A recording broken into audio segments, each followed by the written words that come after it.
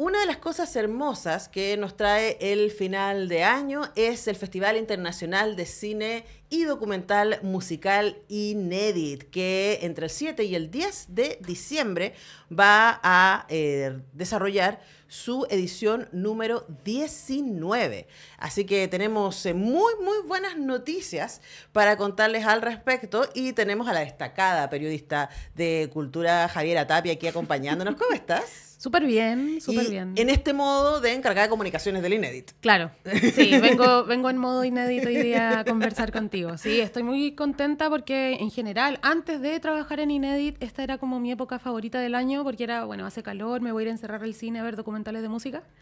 Pero claro, ahora vengo como... Parte del equipo. En parte del equipo, sí. Ahora, detengámonos en esa imagen un poco, ¿no? Hablemos de a ti como entusiasta de la música, ¿no? Y alguien que ha escrito mucho rato sobre música y cultura. ¿Qué era lo que te gustaba del Inédit antes de ser parte de Inédit? Me gustaba que, o sea, claro, yo empecé a ir a Inédit en el año 2006, estaba saliendo del colegio. Entonces, yo en ese momento, la manera en la que consumía música era a través de revistas, pirateando de internet, bajando música en descarga ilegal y lo socializaba quizás conversando con gente en Fotolog, en foros de música, en internet. Y el Inédit representaba en esos momentos una ventana para poder conocer historias de quizás esas bandas que me gustaban, que no habría podido conocer de otra forma. Ya. Obviamente el tiempo ha pasado y ahora hay muchos canales por donde podemos conocer historias sobre la música, sobre los músicos o periodos, estética. Y creo también que estamos viviendo desde hace un par de años, no sé si tú estás de acuerdo, pero creo que estamos viviendo una época muy rica del documental en general. Como ya no hablo solo del musical, sino que del documental en general. Siento que existe una multiplicidad de maneras de narrar, nuevas herramientas que se utilizan. O sea, en un principio yo recuerdo que siempre el documental musical significaba como ver quizás una biografía o algo más bien lineal, una recopilación de archivos y entrevistas fuentes, y creo que las maneras de narrar en el documental musical han ido variando y eso me resulta como muy atractivo, y creo que la programación del Inédit, que ya se está acercando a los 20 años como de existencia, si uno revisa la programación en el tiempo va encontrando eso igual, como los directores tanto nacionales como extranjeros, las directoras van encontrando nuevas formas de narrar, se van nutriendo de nuevas referencias, ¿cachai? Entonces sí, yo creo que a lo largo del tiempo ha ido cambiando el festival, por supuesto, pero también la misma programación como con la que nos vamos encontrando. Eso es como que soy muy optimista frente al formato documental en realidad. Sí, bueno, y además que Inédit tiene un público cautivo, ¿cierto? De quienes vamos y que sabemos también que, por lo menos a mí me pasa también como entusiasta del cine y de la música, que uno sabe que en Inédit va a haber cosas que no va a encontrar en otros lados, ¿no? Sí. Eso es primero, porque tú dices, hoy día tenemos muchas plataformas, hay mucho acceso, es claro, cierto. O sea, más que el 2006, claro. por supuesto, pero y luego también la experiencia, ¿no? Totalmente. De verla, y no sé, yo creo que el año pasado vi el documental de San Vincent, ponte tú, en el Nescafé, y fue como... Además que ese documental en particular y varios, ¿no? Tienen mucho música en vivo. Sí. Entonces es como tener además del relato, y además ese documental en particular era bien zafado, lo amé. Pero era divertido esta sensación de estar compartiendo esta experiencia con más gente, por un lado, pero además también en la calidad del sonido. Bueno, se lo vi además en el teatro, en Escafé, entonces... Fue realmente una experiencia muy bonita poder compartir. Sí, o sea, contenido. Yo creo que eso es muy importante y yo creo que es algo que se ha mantenido desde la primera vez que fui como asistente el 2006 hasta ahora, y es que aun cuando existan todas estas plataformas o más opciones de poder ver las cosas en tu casa, por ejemplo, sigue faltando como el elemento socialización, que me parece súper importante. O sea, hay cosas que yo he visto en la sala de cine en diferentes versiones del Inédit que sé que son irrepetibles. O sea, un documental sobre metaleros donde entran hordas de metaleros, ¿cachai? Y aplauden cada vez que sale su músico favorito. O una escena en donde se ve como un concierto muy espectacular en un estadio y la gente está cantando y se te paran los pelos, estando tú no ahí, sino en la sala de cine, y que la gente se emocione tanto que empiece a cantar, ¿cachai? Como esas cosas pasan en el cine. Y no pasan en mi casa si me pongo la película en la casa. Sí, entonces, creo que visitar siempre los cines, estar siempre yendo al cine, es una experiencia no solo como estética muy rica, como llorar solo en el cine es algo que es muy lindo, dormir en el cine es algo que me encanta también, como hacer cosas en el cine que no son solo ver películas, es algo que a mí me gusta mucho, pero además creo que existe ese, y que lo veo mucho en el Inédit, por eso mismo, porque hay muchos fans, mucha gente muy entusiasta que va al festival, en que existe un elemento de socialización que me parece esencial como a la hora, sobre todo, de hablar de música. Sí. Sí, claro, porque además ahí se juntan dos pasiones, ¿no? Claro, claro. Y dos pasiones que en general pueden ser muy íntimas y a mí nunca me deja de conmover esto, ¿no? De lo que puede hacerte una canción, el nivel de pertenencia que nos resulta con una banda, ¿cierto? Que es como que sentimos que la banda sonora de la vida y están ahí, ¿no? Lo hemos visto este año con el fenómeno del regreso de los Bunkers y de los Tres, ¿cierto? Sí, o sea, yo me fui a Concepción a ver a los Tres. ¿Cachai? Como me fui a la 1 de la mañana en un bus, llegué a las 6 de la mañana a esperar el concierto en la Plaza de Conce, como fui esa persona. No, claro, pero ¿por qué? Porque es la vida, es la banda sonora de... Y de hecho en ese bus iban gente que iba lo mismo que yo, en el fondo. Se estaba subiendo un grupo de amigas que decían, bueno, ahora nos vamos cantando, ¿cachai? Como... y creo que muchas personas podrían pensar que eso es como medio algo anacrónico, como algo que ya no pasa. Gente que quizás se olvida un poco. Gente que perdió el corazón. Claro. Sí, que bueno, la realidad del mundo también yo creo que nos obliga muchas veces a ser más pragmáticos que románticos, y puede ser que mucha gente ahí se olvide de ciertas cosas, pero ese día a la 1:30 de la mañana habían muchas personas de diferentes edades tomando un bus a Conce para ver a los Tres, porque sí, porque era un deseo, ¿cachai? No, y porque además es un momento único, claro, ¿no? Claro, y la música genera eso, ¿cachai? No es solo ver a los Tres ahí, porque no es eso, es poder escucharlo en vivo, juntos, escuchar las canciones que a ti te hacen sentido o que completan tu vida de alguna manera. Entonces, y está nuevamente como ese elemento de socialización. Yo creo que la música es algo que al mismo tiempo que es muy íntimo, es como inevitablemente también muy colectivo, ¿cachai? Y como al mismo nivel. Sí, sí, sin duda, y tiene ese cruce, y además esta idea... Ese concierto de los Tres también era como estuve en el concierto de regreso. Claro. Y un poco lo que le pasa también a Inédit. Pienso en las personas que estuvimos en la inauguración de Inédit el año pasado, que yo tuve el tremendo honor de ser jurado de Inédit el año pasado.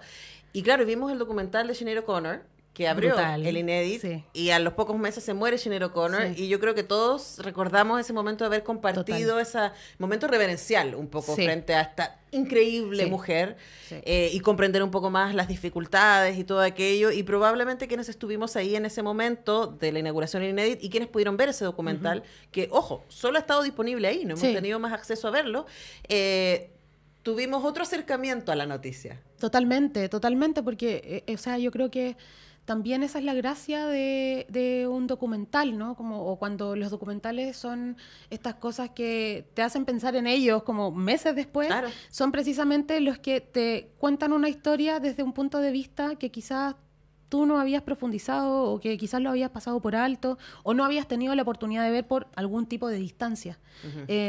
Y yo creo que con el de Sinéad O'Connor pasó mucho eso, porque para mucha gente esta idea de una mujer atormentada, no sé qué, esta típica idea de lo que se pensaba cada vez que aparecía una noticia de ella, se completaba con, bueno, pero ¿por qué estaba atormentada?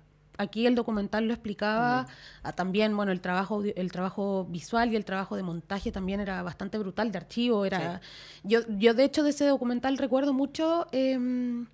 como silencios, que eran como silencios de gente que yo creo que se va a poner a llorar, ¿cachai? Sí. Como, además porque está narrado por ella. Por ella, es su voz, ¿cachai? Como, sí, yo como que ese documental lo recuerdo como muy como muy fuerte. Sí, ¿cachai? sí. Yo creo que todos quienes tuvimos la posibilidad de verlo y lo vimos en Inédit y lo traemos a colación para que ustedes puedan, aquí las dos entusiastas por Inédit, con la Javiera, pero... Onda, no solo porque trabajo ahí, como que yo era fan del festival 10 años antes, ¿cachai? Claro que sí, ¿no? Y me encanta que estés ahí porque además como que ese es el mejor lugar donde uno debería estar, ¿no? En los lugares en donde uno los mira de lejos y uno dice qué bueno y qué bueno poder aportar y además en tu caso con tu expertise y tu mirada. Bueno, Inédit Chile se va a realizar entre el 7 y el 10 de diciembre, es su 19ª edición y hay un montón de cosas que podemos contar.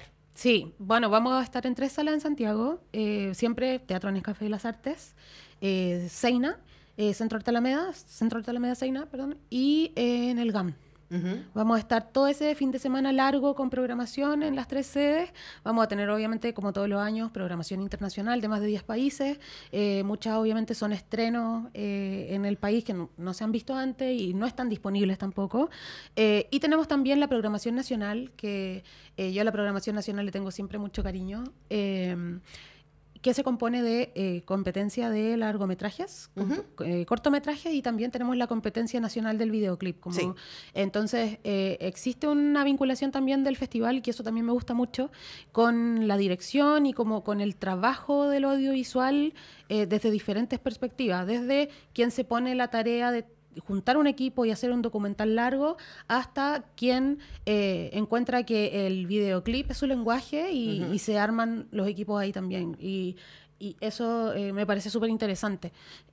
Hay hartas cosas estupendas que ver. Hay bastantes cosas estupendas que ver. Yo ya estoy así como, yo ya tengo mi checklist. O sea, primero quiero ir a ver el de Omar Portuondo. Por supuesto, o sea es como, hola, sí. Omar Portuondo, y es como, ¿por qué no tenemos 50 películas sobre Omar Portuondo pensando en su absolutamente fundamental relevancia para la historia de la música en español? Sí, a mí me encanta que año a año la programación se nutre mucho de documentales como para todos, para todes, ¿cachai? Como desde, no sé, este año tenemos un documental de Pete Doherty, que es el vocalista de Libertines y Baby Shambles, y es súper entretenido el punto de vista de dónde está narrado esto, que es todas las grabaciones, todo el registro y la dirección es de su pareja de hace 1000 años, Katia de Vidas.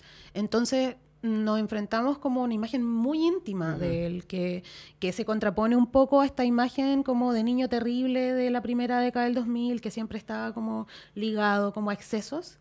Acá ella nos muestra otra parte, entonces creo que eso como para todos los viudos del Britpop, la gente que todavía va a la Blondie, como... Bueno, todavía vamos. No, o sea, yo fui hace 2 semanas. Con la pata mala y todo.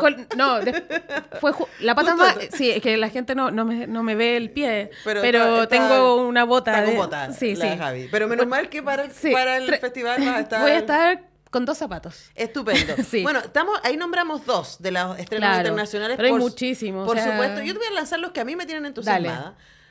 Have You Got It Yet? The Story of Syd Barrett and Pink Floyd. Por supuesto. Por supuesto que queremos saber eso. O sea, que nos cuenten. Hábleme de una historia misteriosa de la historia del rock.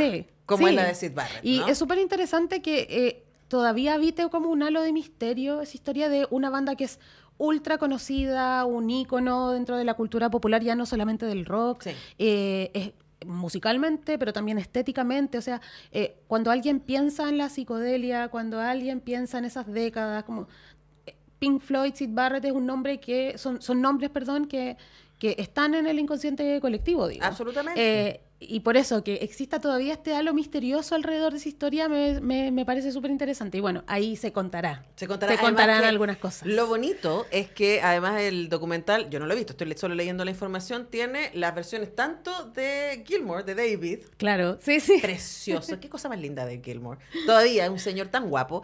Y Roger Waters. Claro. Entonces, como que ellos no mucha onda entre ellos, pero los dos tienen cosas que decir sobre Syd Barrett. Exacto. Veamos ese contrapunto. Nick Mason también aparece, ¿cierto? Sí. Y también Pete Townshend aparece en el documental. Ese es uno de los que yo quiero ver, y el otro que muero por ver, el de Ellis y Tom.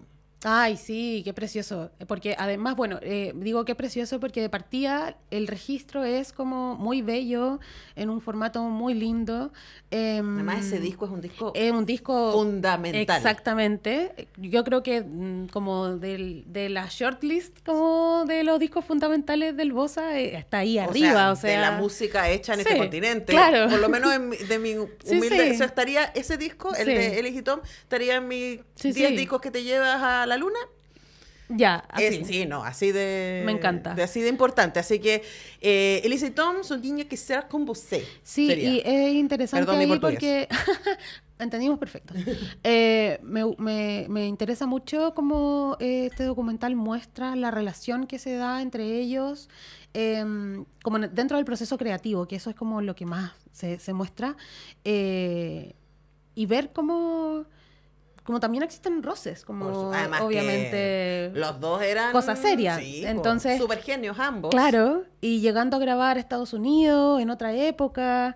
Y grabaron para Verve, además, este disco. Claro, entonces bastante, sí, como que yo también creo que es uno de los documentales que hay que ver. Ahora, esos son como los 3 que yo salto por mi entusiasmo previo, pero una cosa que siempre me pasa con Inédit, es que a veces llego a documentales por otras razones.